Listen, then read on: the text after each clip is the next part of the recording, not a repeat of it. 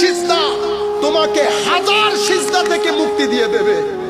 আমার ভাইরা, যেই ব্যক্তি জিন্দগির মধ্যে একটা সিজদা মালিককে মালিক জেনে, জব্বার জেনে, কাহার জেনে, আলিমুল গায়ব জেনে, রহমান জেনে, রহিম জেনে, যেই ব্যক্তি মালিকের কদমে একটা সিজদা দিয়েছে, আল্লাহর ইজ্জতের কসম করে বলছি, বড় থেকে বড় কেউ সেই ব্যক্তিকে ইমপ্রেস করতে পারবে না।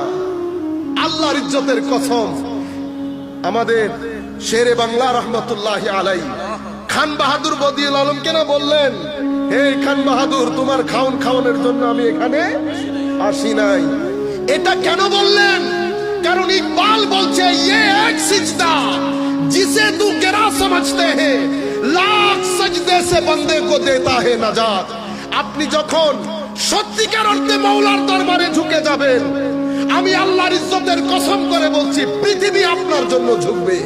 কারো পকেটের দিকে তাকাতে হবে না। যেই ব্যক্তি মালিককে মালিক জেনে আল্লাহর দরবারে আরজি দেয়, মওলা যেই হাত তোমার দরবারে পেতেছি, আমি যেন এই হাত কারো দরবারে পাততে না হয়। আমার নবী বলছেন, এমন ব্যক্তি যখন আমার আল্লাহর দরবারে এই কথা বলে মুনাজাত করে, আমার আল্লাহ ভালোবাসতে শুরু করে।